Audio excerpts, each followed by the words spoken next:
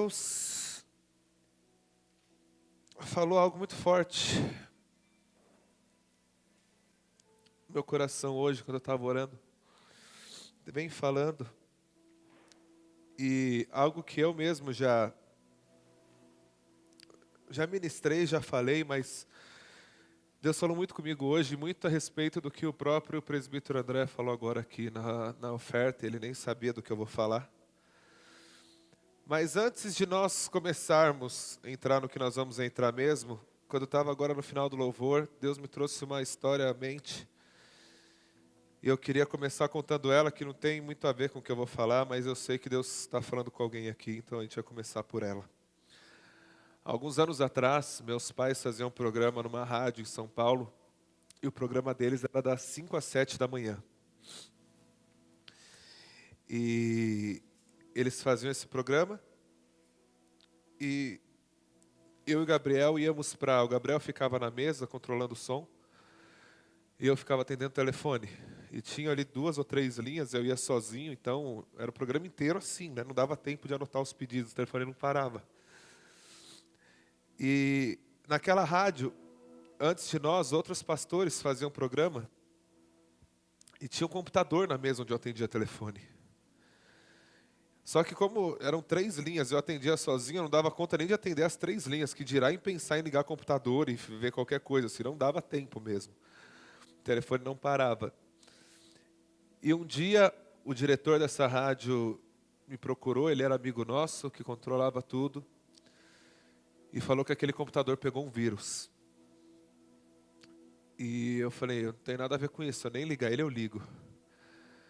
Eu falei, então, mas o pior é que o vírus que ele pegou é de um site pornográfico. Eu falei, eu nem ligar, eu ligo isso aí, que dirá acessar o que você está falando. E eu falei, então, mas quem atende telefone antes de você é um bispo. São 2 bispos que ficam aqui. E ou foi os bispos ou foi você. Eu falei, não sei se foi os bispos, mas eu sei que não fui eu. E ele falou, tem como a gente tirar a prova disso? E aí era uma salinha bem pequenininha, e no cantinho da sala, assim, lá em cima tinha um quadro, e da ponta desse quadro saía a cabecinha de uma câmera. E filmava tudo o que acontecia ali. E ele chegou em mim e falou, tem as mulheres de lá comigo acessar e ver quem é que acessava, se era você ou o cara? Eu falei, vamos agora. Eu não sou, pode ir, vamos lá. E aí nós fomos lá e acessamos, e realmente não fui eu. E eu estou contando isso veio muito forte ao meu coração, porque a gente muitas vezes não se dá conta do quanto que Deus tem assistido a nossa vida. E quanto que Deus não tem olhado para nós somente no momento que nós estamos aqui, mas em todo momento Deus tem assistido a nossa vida. Em todo momento Deus tem visto que tipo de adoração sai de dentro de nós. Em cada momento Deus tem te filmado. E ali eu nunca imaginei que tinha uma câmera ali, porque era um negócio muito maquiado mesmo para ninguém pegar. Mas tinha. E aí eu não sei a providência que ele tomou com outro pessoal lá, e ele já não é problema meu. Mas se atente a isso, Deus está te vendo, Deus está te enxergando.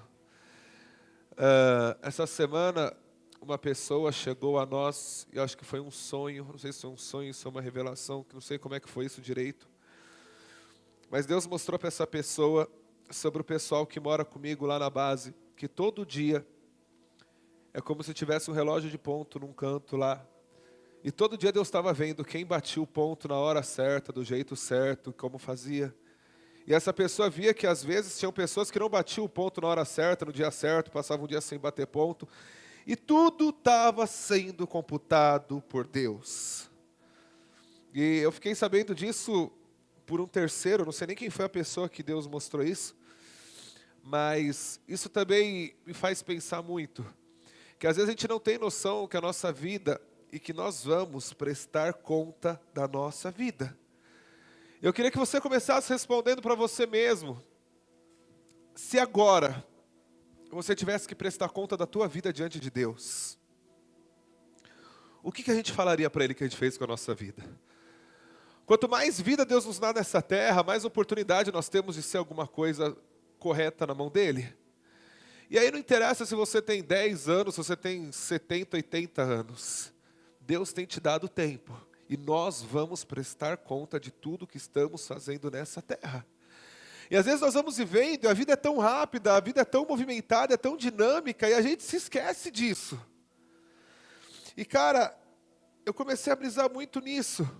O que a gente vai falar diante dele se a gente tivesse que hoje prestar conta do nosso tempo e da nossa vida? O que nós chegaríamos falando diante dele? O que nós fizemos com a nossa vida? E aí se ele perguntasse, pelo que você luta, pelo que você faz, o que você responderia? Qual que é a tua luta diária? Pelo que nós lutamos? Pelo que você se sacrifica? Pelo que você se cansa? Pelo que você se doa? Pelo que você se dá? Qual é a luta? Qual é o motivo da tua vida? Qual é a tua expectativa de vida? E se nós não tivermos muito certos disso e dessa resposta, cara, tem alguma coisa muito errada acontecendo conosco. E eu estava pensando que talvez, se os apóstolos, depois que Jesus morreu, voltassem cada um para a sua vida, um para pescar, outro para trabalhar, outro para fazer, e eles tivessem que prestar conta um dia, com certeza, Deus falaria, por teu intermédio eu poderia ter salvo, eu poderia ter feito, eu poderia ter, mas você preferiu viver a tua vida e não deixar que eu vivesse a minha vida através de você. E cara, se a gente não tem certeza e convicções dessas respostas, tem alguma coisa meio atrapalhada com a gente tem que ter certeza se nós estamos realmente no lugar, no centro daquilo que Deus tem para nós. Abra a tua Bíblia comigo em Mateus 16, versículo 24.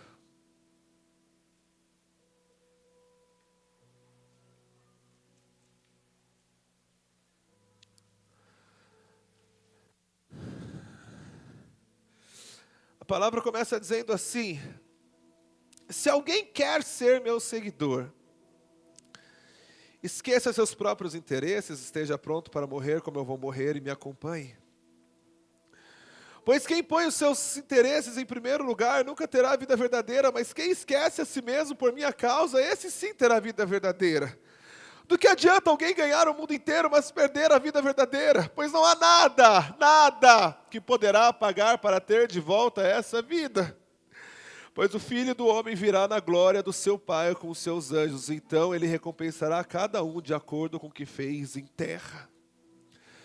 E esse versículo me chama muito a atenção, porque o apelo de Jesus, o apelo do próprio Jesus, para as pessoas aceitarem ele, é falando assim: se alguém quer ser meu seguidor, ele não chega em ninguém e obriga, coloca o dedo na cara e fala, você tem que me seguir, você tem que fazer, você tem que ser. Ele começa falando, se você quer. E cara, às vezes a gente acha que a gente é obrigado a estar com Deus, a gente é obrigado a estar na igreja. Você não é obrigado, você não precisa. Você tem o seu caminho para escolher. Seguir a Cristo não pode mais ser uma obrigação, não pode mais ser um fardo, não pode ser um peso. Seguir a Cristo é se você quiser seguir a Ele. E aí ele continua falando. E cara, não é uma coisa que tem que ser condicionada como obrigação a nós, como medo de inferno, como medo de uma consequência, como medo de uma vida ruim, como medo de não ter a guarda de Deus. Não, é se alguém quiser ser meu seguidor. Se não quiser também, não precisa. Continua vivendo aí, continua fazendo, vai curtindo aí, vai indo. E cara, a gente precisa entender que tanto o aceitar a Cristo, quanto o nosso não pecar, não pode mais ser condicionado a consequências. Eu não posso mais não pecar por medo de consequência. Eu não posso mais querer Cristo para ter alguma coisa. É se eu quiser, mano. Ele não obriga ninguém, ele fala se você quiser. E sabe o que é mais interessante disso? É que a pregação dele continua falando, se alguém quiser ser meu seguidor, ele continua, esqueça seus próprios interesses, esteja pronto para morrer como eu vou morrer e me acompanhe. E para só aqui. Será que essa é a pregação que nós pregamos? Se alguém quiser, esteja pronto a morrer como eu vou morrer e me acompanhe. Quantas vezes que o nosso apelo para Cristo é, você quer Cristo, então aceite Jesus, porque Ele não precisa mais, Ele já fez. Se alguém quiser, esteja pronto a morrer, como eu vou morrer e me acompanhe. E aí a pregação dele começa a complicar para nós, que continua, pois quem põe os seus interesses em primeiro lugar, nunca terá a vida verdadeira, mas quem esquece a si mesmo por minha causa, esse sim terá a vida verdadeira. O apelo dele não é vem para mim, que através de mim eu vou realizar o teu sonho. O apelo dele é: vem para mim e morra para você. Vem para mim e morra para o mundo. Vem para mim e renasça em mim. Só que a nossa visão e nosso entendimento de evangelho é muito distorcido. E se não fosse Jesus pregando isso aqui, eu tenho certeza que mais da metade de nós ia falar: esse cara aí é louco. Porque realmente é loucura a gente pregar falando: se você quiser seguir a Ele, você vai ter que morrer. Você vai ter que esquecer seus próprios interesses. E cara, quanto que a gente está longe dessa realidade. O quanto que a nossa igreja está longe da realidade de esquecer a sua própria vida para seguir a Cristo. A nossa entrega para Cristo é condicionada na nossa realização pessoal e não mais é nele. Que é o que eu tenho dito toda segunda-feira aqui. E aí a hora que a nossa realização pessoal não acontece, nós nos frustramos com Ele. E nós achamos que Ele tem culpa porque não deu certo o que a gente sonhou, o que a gente quis. Mas Ele deixou claro: quem quiser Ele, perderá a sua vida. Terá que esquecer dos seus próprios interesses. Terá que se dar inteiramente para Ele. Só que o grande problema dessa mensagem, se nós pregássemos isso aqui nas nossas igrejas, o grande problema é que isso aqui não encheria a igreja. Isso aqui não traria gente para nossas igrejas. E cara, a gente precisa entender, de uma vez por todas, que o céu não é para qualquer um. O céu não é para crente, o céu é para filho. O céu não é para frequentador de igreja, o céu é para aqueles que são uma extensão de Cristo nessa terra, seguindo o seu propósito. Há um tempo atrás, desde que eu acabei a escola, faz uns 10 anos já, eu resolvi viver para a obra e me entregar para isso. E a gente fazia aqui, cuidava dos jovens, tocava, pregava, e ia, acontecia, a gente fazia. Mas Deus sabe quantas vezes que na minha oração eu olhava e falava: Jesus, o que eu estou fazendo com a minha vida, Jesus? Eu não sei se eu tenho mais 1 ano de vida ou mais 70 anos de vida, mas o que eu estou fazendo com a minha vida? O quanto que eu tenho sido realmente agradável a Ti? Quando a gente olha para esses caras na Bíblia, a gente imagina que esses caras aqui foram chamados. Ah, não, eles não tinham nada de especial. Eles só entenderam o que era evangelho. E o mesmo evangelho que esses caras viviam, deveria ser o evangelho que nós precisamos viver. Mas numa coisa que era pura, que era concentrada, a gente foi jogando água. E talvez a única coisa que sobrou de Jesus dentro das nossas igrejas é quando a gente canta falando alguma coisa dele. Porque realmente eu não sei se ele habita em nós como deveria habitar. Eu não sei se Jesus é real em nós como deveria ser. Cara, Jesus não é um culto. Jesus não é estar na igreja. Jesus é nossa vida. Jesus é nosso tudo. Jesus é uma nova perspectiva de vida, não alicerçada e não fundamentada nessa terra, mas alicerçada e fundamentada naquilo que é eterno, naquilo que não é passageiro.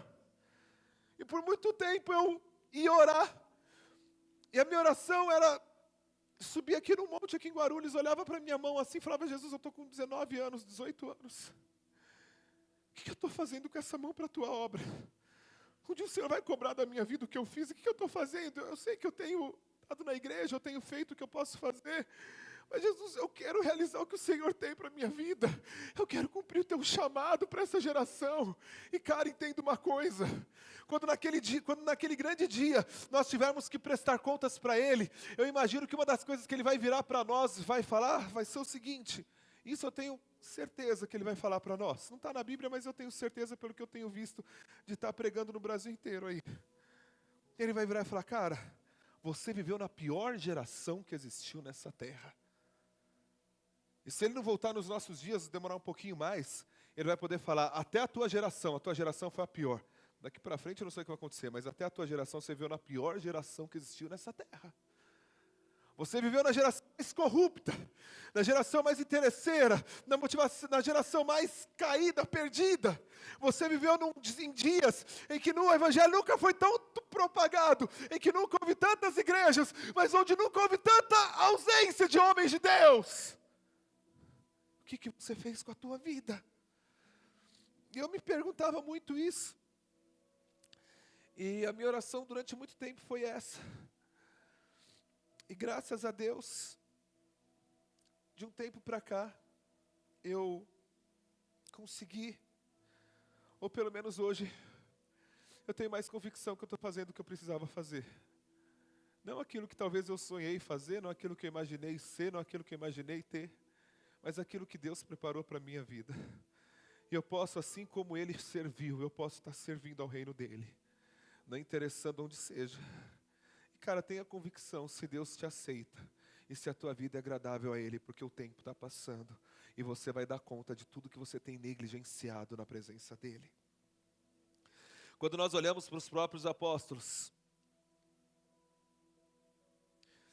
nós vemos o exemplo daqueles caras que quiseram realmente seguir Jesus dessa maneira. E o que aconteceu com esses caras? Eles abriram mão de sua vida para poder seguir a Cristo e estabelecer o que tinha que ser estabelecido. Se esses caras tentassem suavizar um pouco o negócio, eles não teriam chegado em lugar nenhum. E a nossa maior referência precisa ser esses caras. Olha a forma e olha o estilo de vida que esses caras tiveram. E cara, Deus me convenceu de uma coisa hoje. Muito louca. Imagina que esses caras andaram 3 anos com Jesus. Eles dormiram com Jesus. Eles esperavam Jesus ir atrás do matinho lá, ir no banheiro lá, sei lá como é que era. Eles estavam perto de Jesus, assim, eles almoçavam com Jesus, eles jantavam com Jesus. Eles batiam em Jesus lá, Jesus, perdeu a hora, vamos embora, está atrasado, sabe? Eles tinham comunhão com Jesus, andaram 3 anos com Jesus. Eles viram todos os sinais que Jesus fez. Só que, ainda que viram tudo isso, ainda que estiveram com tudo isso perto de Jesus, todos os sinais que eles viram Jesus fazendo, não foi o suficiente para que esses caras fossem realmente seguidores de Cristo. E sabe o que foi suficiente para que eles seguissem a Cristo e não se desviassem mais? Foi quando a presença de Jesus dentro deles era maior do que qualquer coisa fora deles. E aí a gente vive um evangelho às vezes, onde a gente quer ver e quer ter certeza daquilo que Deus está fazendo, daquilo que está acontecendo, daquilo que está... Cara, o milagre e o sinal não conseguiu segurar os próprios apóstolos com Jesus. Mas a hora que eles não tinham mais milagre, não tinham mais sinal, não tinham mais nada, mas tinham o Espírito Santo reinando neles, eles não precisavam mais de nada, e a presença de Deus era suficientemente capaz de preencher tudo neles. Eu tenho batido muito nessa tecla. Se nós tivermos Deus dentro de nós, nós não precisamos mais de nada. E eu não sei se quando eu falo isso, às vezes fica subentendido que a gente não precisa mais de nada, porque Deus vai prover tudo, e não é essa a ideia. A ideia é que Ele em nós, nada mais nos faz falta, porque Ele é tudo em nós, assim como foi para esses caras. O sinal, o milagre, a maravilha, o estar com Jesus, não foi o suficiente para que eles se convertessem. Mas o que Jesus fala para Pedro? Pedro, quando você se converter, vai lá e fala com seus irmãos. E quando Pedro entendeu o que era o amor de Jesus, o que Jesus fez, e que ele precisava fazer alguma coisa, quando ele entendeu que o Criador do mundo, o Messias, estava se dando a morrer por um monte de pecador, que estava matando ele estava morrendo por esses caras, Pedro chorou. E a partir disso, ele nasceu de novo, e a partir disso nasceu um cara realmente de Deus. Mas sabe o que é mais louco? Jesus morreu, Jesus ressuscitou, e quando Jesus ressuscitou, os caras vendo Jesus ressuscitado, Jesus andou com eles ali mais um tempo, quando Jesus foi ao céu, pensa nos caras que estavam com sangue nos olhos para sair, pregar, fazer acontecer, e etc, etc e tal. Pensa nos caras que devia estar, né? O que Jesus fala para eles? Não é para sair para lugar nenhum, fica em Jerusalém, até que vocês sejam revestidos de poder, porque quando o Espírito Santo descer, aí vocês vão ser enviados. E sabe o que fica muito claro aqui? É que não adianta a gente querer fazer nada pelo que a gente conhece, se a gente não vive. Não adianta a gente querer pregar, não adianta a gente querer sair, não adianta a gente querer ser, se nós não conhecemos o Espírito Santo, e se essa presença não nos completa e não nos domina. Eu sempre briso muito com isso. Imagina que Jesus falou para esses caras, fica lá esperando que o Espírito Santo virá. E esses caras entram numa casa e começam a orar, vem o Espírito Santo, vem o Espírito Santo. Eu sei lá o que eles imaginavam que seria o Espírito Santo. Será que eles imaginavam que um cara bateria na porta lá e falaria, prazer, eu sou o Espírito Santo. Eu não sei o que eles imaginavam que era o Espírito Santo. Porque Jesus deixou claro que era. Falou, fica lá, porque a hora que ele descer, aí vocês vão. Não sei se eles imaginaram que era um anjo, eu não sei o que passou na cabeça desses caras. E cara, ficar trancado no lugar, orando e clamando, sem ter o Espírito no nosso meio, deve ser uma coisa tenebrosa que a gente nunca experimentou. Porque toda vez que você entra para clamar Ele, toda vez que você entra para orar, nós temos o Espírito Santo. Então é muito mais fácil, porque a gente já entra no manto lá, na unção, e aí já vai, aquele negócio pega. Imagina o que é orar sem ter Ele. Imagina o que é no seco, assim, ó. Uma reza, sei lá como é que seria isso, assim. Que o Espírito Santo venha, que desça o Espírito Santo, que o Espírito Santo venha sobre nós, venha o Espírito Santo, sem ter a presença dEle, porque ainda não tinha. Mas sabe qual que é a diferença desses caras para nós? Eles estavam determinados a ter o Espírito Santo neles. E eles pagaram o preço para que a presença fosse real e fosse suficientemente capaz de preencher todas as lacunas do ser deles.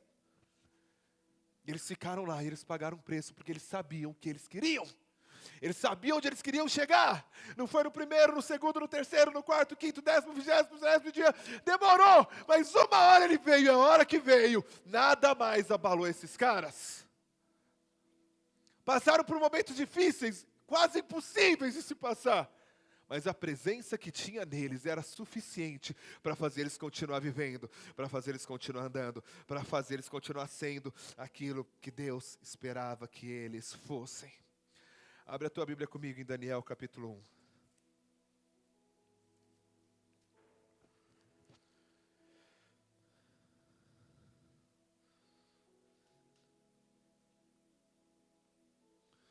No terceiro ano do rei Joaquim como rei de Judá, o rei Nabucodonosor da Babilônia atacou Jerusalém e os seus soldados cercaram a cidade.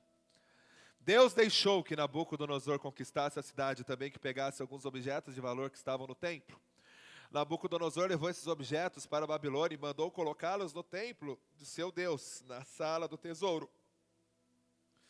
O rei Nabucodonosor chamou as penas, o chefe dos serviços do palácio, e mandou que escolhessem entre eles, entre os prisioneiros israelitas e alguns jovens de família do rei também, de famílias nobres.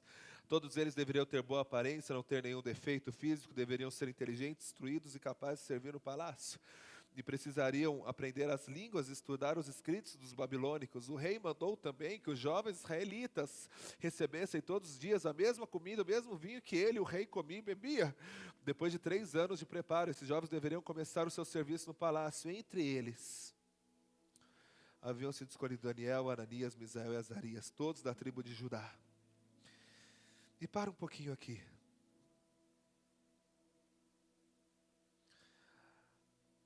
Algo me chama atenção nisso aqui. Sempre que eu leio essa história, eu não consigo ler essa história sem lembrar do que aconteceu um pouco antes de Israel com o rei Davi. Quando Davi foi lá buscar a arca, ele estava trazendo a arca lá no carro dos bois lá, e estava vindo, e o boi dá uma tropicada lá e a arca vai quase sair. Um grande general de Davi vai, encosta a mão na arca para que a arca não caia, e por ele encostar a mão na arca, ele na mesma hora é fulminado e cai morto. E Davi fica meio inconformado, Davi chega para Deus e fala, poxa vida, ele não fez nada de errado, ele só foi proteger para que a arca não caísse. E aí Deus fala, existe a pessoa certa para tocar na arca, e ele não tinha constituição para tocar nesse negócio. E aí você vê quanto que essa arca era um negócio sagrado, sério em Israel. No quanto que o próprio cara que foi encostar para não deixar ela cair, Deus matou o cara. E aí você imagina que Daniel cresceu conhecendo também essa história. Ele sabia o que tinha acontecido lá.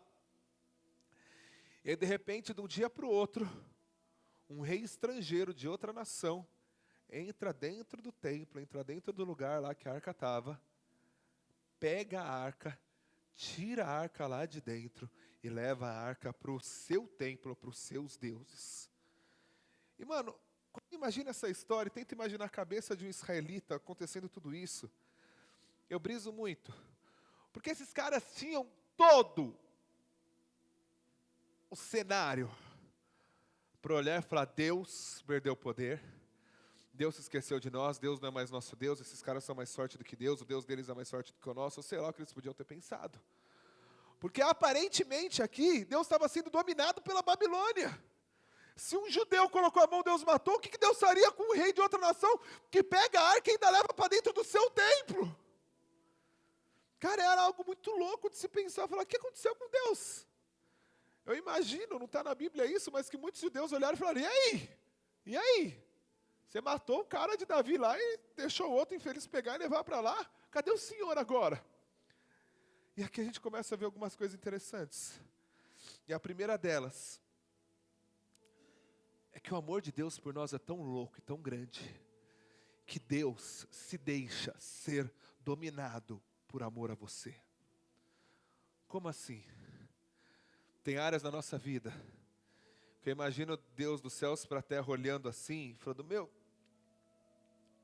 eu não posso. Porque o que vai gerar salvação no coração deles é eles passarem por isso aqui. Então eu não posso agir como eu agiria, porque é nessa situação que eu vou levantar um remanescente.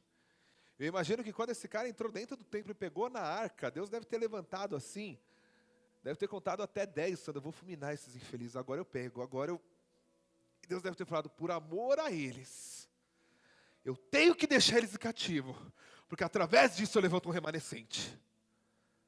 Cara, isso é muito louco. Você imagina Deus se policiando, e cara, com coisa que é dele, com coisa que ele poderia olhar e falar, caiu duro, o cara tocou no que podia ter tocado. E Deus se deixa ser dominado por amor a nós. Cara, isso é muito louco, esse amor é muito louco, assim, é muito constrangedor isso. É muito constrangedor, Deus se deixa ser dominado, porque Ele te ama. E sabe como que Ele vai tentar, talvez, te colocar num caminho e gerar o caráter dEle, gerar salvação na tua vida, se deixando ser dominado. Não podendo agir, porque nós não deixamos Ele agir. Em momento algum era plano de Deus que a arca fosse levada, que o reino do sul fosse cativo, que eles fossem parar na Babilônia, que o reino do norte se acabasse. Não era o plano de Deus. Mas nós escolhemos o que nós fazemos na nossa vida. E nós vamos nos distanciando cada vez mais de Deus. E por amor a nós ainda, Deus cria um caminho de reconciliação. E aí se Daniel tivesse olhado para isso, eu tenho certeza que ele teria talvez parado. E falado, não dá. Esse Deus não é tudo aquilo que eu aprendi que Ele era. E aqui entra uma outra coisa que eu pago muito pau na vida de Daniel. Quando a gente chegar no céu, acho que todo mundo imagina conversar com um cara lá, né? Procurar um cara lá. E um dos caras que eu quero procurar quando chegar no céu, são os pais de Daniel. Fala, mano, como que vocês criaram esse menino? Como que com 13 anos esse menino tinha tanta convicção em Deus? Que perdeu vocês, perdeu bem, perdeu riqueza, perdeu herança, perdeu família, perdeu tudo, e continuou firme em Deus. Como é que esse menino foi educado? E cara, deve ter sido um negócio muito louco a criação dele. Porque quando ele é levado cativo, a gente vê que os caras que foram levados e foram escolhidos eram caras de famílias de nobres em Israel. Então provavelmente Daniel tinha uma grande fazenda, a família dele no mínimo tinha uma grande fazenda, tinha terras, ele tinha uma herança, tinha pai, tinha mãe, tinha irmãos, tinha uma perspectiva de vida, tinha um sonho, e do nada Deus aparentemente perde a força, porque se deixou ser dominado, e ele perde pai, mãe, perde família, perde tudo. E aí o interessante é que com apenas 13, 15 anos, que era a idade que ele tinha aqui, Daniel sabia que ele poderia perder tudo, mas ele não poderia perder Deus. Daniel foi ensinado que a soberania de Deus é acima de qualquer coisa, e não se questiona a soberania dele na nossa vida. Entendendo ou não entendendo, Ele é soberano e Ele é Deus. Entendendo ou não entendendo, Ele é que está no controle, não sou eu. Entendendo ou não entendendo, quem faz é Ele, não sou eu. E você não vê questionamento na vida dele. No momento algum você vê ele chegando e falando, Deus, foi, agora pegou pesado, a arca foi embora, perdi pai, perdi mãe, perdi herança, você levar, não! Ele continua firme ali. E aí quando continua na história dele, nós vemos que ele chega até, ele é escolhido, e olha que coisa louca, esse ser escolhido dele, eu imagino que era, pensa comigo como se fosse uma honra, como se fosse um galardão, como se fosse você ser promovido, assim, ele vai cativo, como mais um escravo, e de repente ele está dentro do palácio servindo ao rei. E cara, isso que é muito louco. Não era o palácio que tirava Daniel de Deus, não era o rei, não era a riqueza, não eram os bens. Nada podia tirar Daniel da presença de Deus. E aí ele vai para o palácio, ele é honrado, mas mesmo sendo honrado, cara, eu briso muito nisso. Você imagina ele chegando lá em Aspenas, sendo o negócio seguinte: eu não vou comer da comida do rei. Pode me dar salada e água, eu vou ficar nisso. Mano, é muita loucura, sabe por quê? Porque ninguém nunca disse para ele não fazer isso. Eu não sei quantos aqui já tentaram fazer o jejum de Daniel, que é ficar 21 dias aqui comendo isso aqui. Mano, é muito trampo fazer isso assim. É muito trampo. Eu estou para conhecer um cara que começou e acabou direito esse jejum.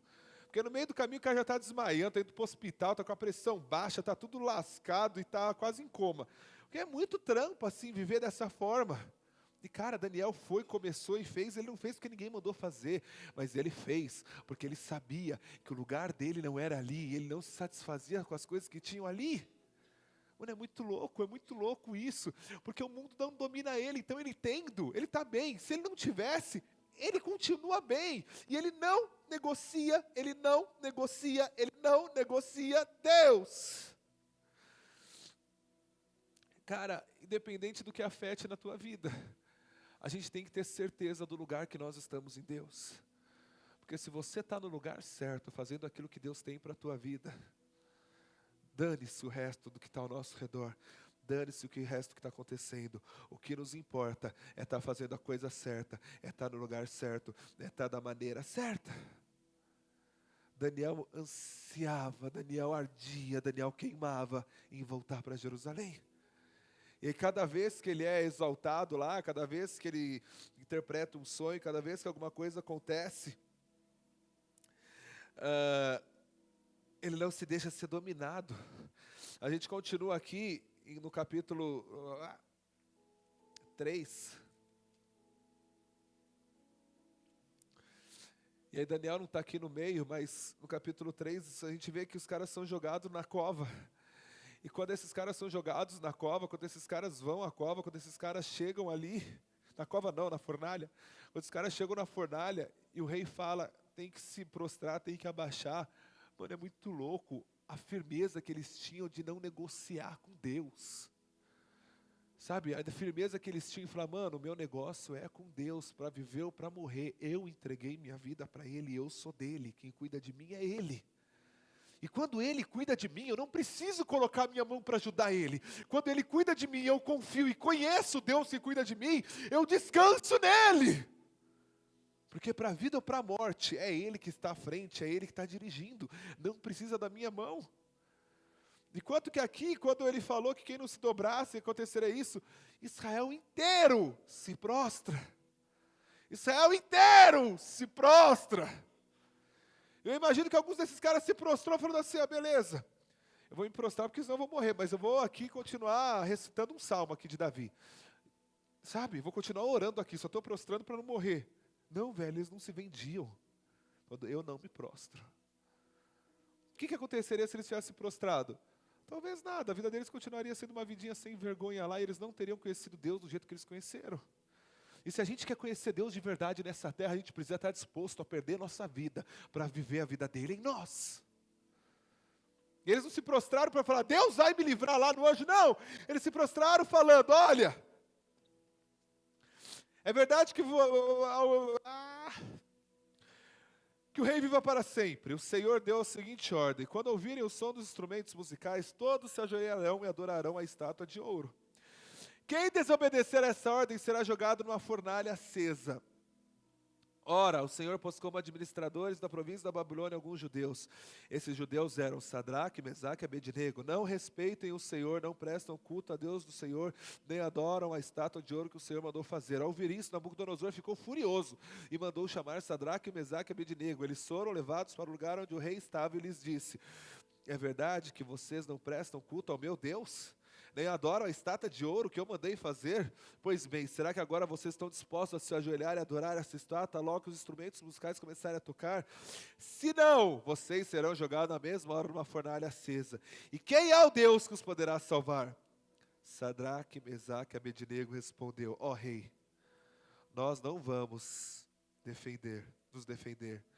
Pois se o nosso Deus, a quem adoramos, quiser, Ele poderá nos salvar da fornalha e nos livrar do seu poder, ó rei. E mesmo que o nosso Deus não nos salve, o Senhor pode ficar sabendo que não prestamos culto ao seu Deus, nem adoramos a estátua de ouro que o Senhor mandou fazer. Cara, é muito louco isso. Porque eles conheciam a Deus. Eles conheciam a Deus, e para viver ou para morrer, eles conheciam a Deus. Para viver ou para morrer, eles tinham Deus. Para viver ou para morrer, Deus era Deus na vida deles. E se a gente continuar vivendo a nossa vida, conhecendo esse Jesus que cura, que faz milagre, que opera na vida de que talvez operou na nossa vida alguma época, que fez alguma coisa, mas que não é real em nós, a gente não conhece Jesus.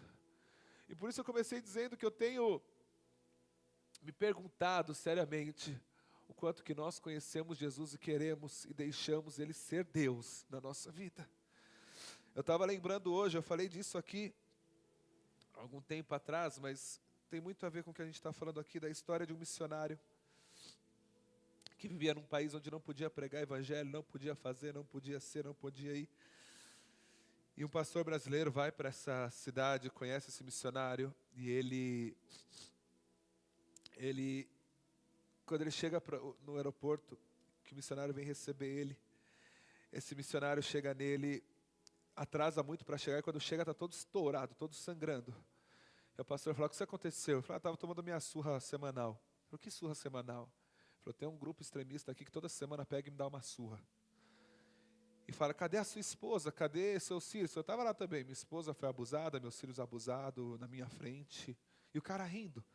E o pastor fica revoltado com aquilo. E quando o pastor vê aquilo, o pastor chega nele e fala: meu, eu vou te tirar daqui.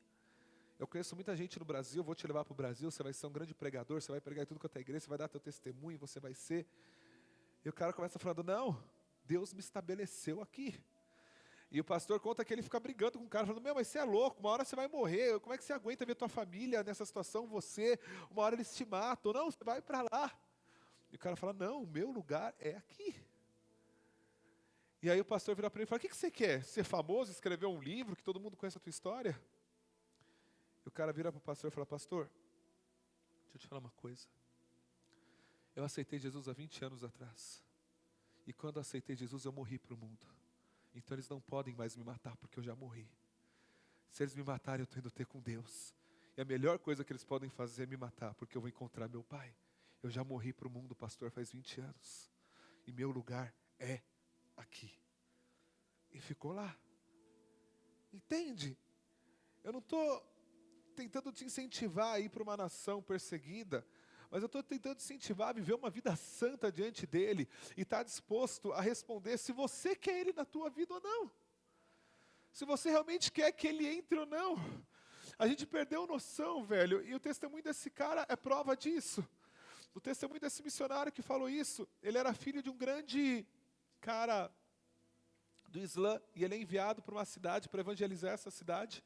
Ele é treinado a vida inteira para isso. Quando ele chega na cidade, que ele vai pregar para os crentes em relação ao Islã, ele pega uma Bíblia no quarto dele e começa a ler. Ele fala: eu tenho que saber o que os caras falam para saber como argumentar. E quando esse cara começa a ler a Bíblia, esse cara se converte sozinho. Esse cara se converte lendo Jesus e fala: se alguém quer ser meu seguidor, esteja pronto a morrer e me siga. Esquece seus interesses. E esse cara sozinho se converte. E a nossa geração gospel barata, sem vergonha, mundana. A gente prega, a gente vende Deus, a gente troca Deus.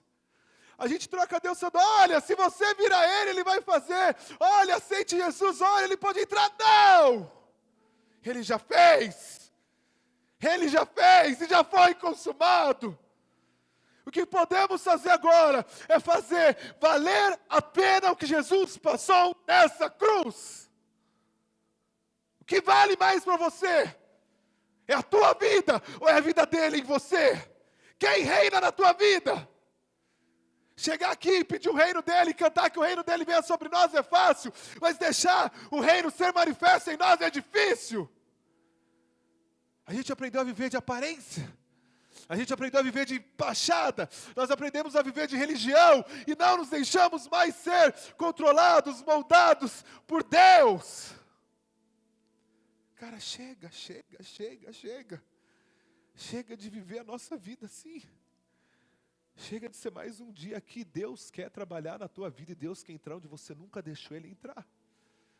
Sabe uma coisa que você precisa entender? A única coisa que vai te fazer ser satisfeito, alegre, completo, é você no lugar que Ele estabeleceu para você.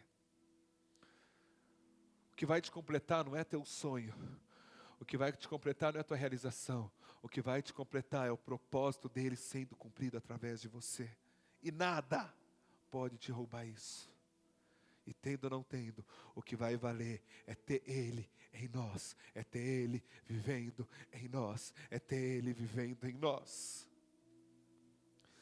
Eu contei isso há um tempo atrás também, acho que num retiro. Eu nasci dentro da igreja, eu cresci aqui dentro da igreja. A Corpus tem 23 anos, eu tenho 27, então quando a Corpus começou eu tinha 4. A gente já era de outra igreja, então eu cresci aqui dentro. E aí por ter crescido aqui dentro, eu achava pelo menos que eu não precisava aceitar Jesus, que eu já nasci crente. Porque desde que eu me conhecia por gente, eu estava na igreja, eu estava em todos os cultos, eu saía da escola, vinha direto para a igreja, ficava o dia inteiro aqui na igreja, todo dia da minha vida foi isso. E chegou um momento em que Deus falou comigo, Deus me pegou. Eu vivia, fazia, acontecia, ia. E Deus permitiu um câncer na minha mão, quando eu tinha 15 anos. E quando eu fiquei sabendo desse câncer, eu estava sozinho no hospital. E eu voltei para Guarulhos no ônibus, sabendo que eu estava com câncer na mão. E que era algo muito sério. É um tumor que os médicos disseram que nunca viu dar em ninguém menor de 70 anos. Não lembro o nome da tranqueira lá. Mas é um tumor de pessoa muito mais velha. Eu, com 15 anos tive esse tumor. E esse tumor não dava só em um lugar no corpo, ele dava em par, assim, no mínimo 2 lugares teria. E eu voltei na Dutra de ônibus, olhando para fora e falando: Jesus, será que a minha vida vai se resumir a isso? A lutar contra um câncer agora, o tratamento, será se eu vou viver ou não e morrer? E naquele ônibus eu fiz uma oração para Deus. Falei: Jesus, o Senhor pode me curar se o Senhor quiser. Mas eu quero fazer um trato com o Senhor aqui. Se o Senhor me curar, o resto da minha vida eu vou viver para a Tua glória. Eu não vou viver para mim, eu vou entregar a minha vida para o Senhor, eu vou viver para a Tua glória. E quando eu cheguei aqui, eu tinha que usar gesso, e tinha que operar, e tinha que fazer um monte de coisa, e eu não conseguia nem parar com o gesso na mão. A cada 2 dias eu quebrava o gesso, molhava o gesso, derretia o gesso, e tinha que ir para o hospital de novo. Uma semana tentando usar gesso, meu pai chegou e falou: ou Deus vai te curar ou Deus não vai, arranca o gesso. E a gente vai crer em Deus. E o que era para ficar 2 meses de gesso, eu fiquei uma semana só com gesso. Com a mão quebrada, com tumor aqui no meio. E orando, e colocando diante de Deus: Senhor Jesus, se eu for viver, eu vou viver para a Tua glória. E se em algum momento da minha vida eu frustrar o plano que o Senhor tem, o Senhor vê que eu estou saindo fora, me prepare e me leva. Porque eu não quero ser mais um a dar desgosto para o Senhor nessa terra. Eu não quero ser mais um dentro de uma igreja, simplesmente fazendo por fazer, se eu não estiver agradando o Senhor e fazendo do jeito certo. E para a glória de Deus, Ele me curou. E hoje eu não tenho mais nada. E Deus é suficientemente capaz de operar da forma que Ele quer operar. Não estou dizendo que ninguém precisa usar gesso. Tem 2 médicas aqui, às vezes precisa usar gesso, precisa operar, precisa fazer. Mas no meu caso eu não precisei fazer nada disso. Deus me curou. E cara, eu estou te dizendo isso porque aquele dia naquele ônibus, eu acho que foi o dia da minha conversão de verdade. Eu lembro que eu estava passando em frente internacional ali, a hora que eu estava orando. Eu falei: Jesus, se não for para a Tua glória, que o Senhor me prepare e me leve. Porque eu não quero dar desgosto para o Senhor nessa terra. Eu não quero dar desgosto para o Senhor nessa terra. Eu não quero pregar por pregar. Eu não quero fazer por fazer. Eu não quero ser por ser. Mas eu quero fazer aquilo que o Senhor tem para a minha vida no lugar que o Senhor tiver. E por isso que durante muito tempo eu orava falando, será que eu estou fazendo tudo? Será que eu estou me deixando gastar do jeito certo? E graças a Deus eu tenho orado esses dias. Eu tenho visto, pelo menos eu tenho entendido o que eu posso fazer. E o que Deus tinha para a minha vida eu estou realizando, estou fazendo. E cara, eu posso te dizer que a melhor coisa do mundo é estar no lugar que Deus tem para você. É estar fazendo aquilo que Deus te chamou para fazer. Porque mesmo que seja uma coisa que a tua carne não queira, mesmo que seja uma coisa que você não imagina fazendo, quando Deus te capacita a fazer, você não se incomoda mais com a circunstância, porque a alegria dele te domina. A presença dele te enche. E ele em você é tudo que você precisa para viver. A gente falou de Daniel aqui. E eu fico imaginando muito quando Daniel foi levado cativo à Babilônia, quando o povo foi levado cativo à Babilônia. Imagina o coração de Deus. Essa semana Gabriel, vem, chega aí. Essa semana eu estava orando de madrugada. E a madrugada inteira eu estava orando. E Deus me fez lembrar de uma música que eu acho muito louca. E eu comecei a orar em cima dela. E cara, é muito louco quando você consegue sentir um pouquinho do que Deus sente. E ver o quanto que você não tem feito nada. Essa música fala sobre quando o povo foi levado cativo de Israel para a Babilônia. Essa música fala do cativeiro. E começa dizendo, agora com outro nem sei, do Sérgio Lopes. E começa dizendo da frustração de Deus ver o povo sendo levado cativo. E cara, eu sei que às vezes a gente imagina muita coisa na nossa vida, a gente imagina muitas coisas e planeja muitas coisas. E a gente pensa em muita coisa, mas você já parou para pensar o quanto que Deus olha para a tua vida e fala, mano, era para ser tão diferente do que é. Mas Ele não deixa eu entrar, Ele não deixa fazer, porque Ele tem muito mais valor do que eu nele. E Deus fica atado. Cara, o povo ser levado cativo, você imagina a dor do coração de Deus, de ter olhado para trás e falado, mano, eu separei Abraão, eu trabalhei 25 anos na vida de Abraão para dar Isaac. Isaac foi, Rebeca era estéril, eu dei filho. E aí nasceram os filhos, aí teve o rolo que teve Esaú e Jacó. Aí teve a formação das tribos, eles passam no Egito cativo. Eu tiro eles do Egito, eu levo em direção à terra. Eu trabalho no Egito, eu me mostro como Deus, eu faço, eu vou, eu faço, eu vou, eu faço, eu vou. Eu investi nesse povo, eu sonhei na vida deles para chegar agora. E eles virarem as costas para mim. E o meu amor precisar impulsionar eles a um cativeiro. E sabe o que é o cativeiro? É nada mais do que Deus preparando o nosso coração para poder estar com Ele. Para pensar um pouco quanto que Deus tem olhado para a tua vida, qual que é a expectativa que Deus tinha na tua vida. Pensa aí quantos anos você tem. Pensa Deus olhando e falando, mano, já foram 10 anos, 15, 20, 30, 40 anos. E até hoje ele está dentro da igreja, mas eu nunca dominei dentro dele, eu nunca fui senhor dentro dele, dentro dela. E cara, Deus te trouxe aqui hoje, porque Ele quer ser senhor na tua vida. Não considere isso aqui como mais um culto, mas considere isso aqui como culto que você vai deixar Ele entrar na tua vida e vai deixar dominar. Agora você não vai deixar porque eu estou falando. Você vai deixar se você quiser deixar. Se alguém quiser ser meu seguidor, saiba que você vai perder a sua vida. Saiba que você vai esquecer seus interesses. Saiba que você vai ter que se dar para que eu possa viver através de você. Mano, imagina a angústia do coração de Deus em olhar do céu para a terra e falar, mano, eu formei esses caras do meu coração, eu escolhi Abraão, eu fiz acontecer. E agora é necessário um cativeiro. porque eles não me adoram, eles não deixam que eu seja Deus na vida deles. Mas o cativeiro ainda é amor, velho. Fecha os teus olhos. Nós não queremos estar satisfeitos com a vida que levamos, Pai. Pai, nós não queremos mais travar a Tua obra em nós, Pai. Toda obra que você faz para Deus não é válida se o propósito dele não está sendo estabelecido na tua vida. Tudo aquilo que você já entregou não é válido se ele não é Senhor na tua vida. Qual que é a tua expectativa em relação a Deus? Qual que é a expectativa de Deus em relação a você? Para que você vive?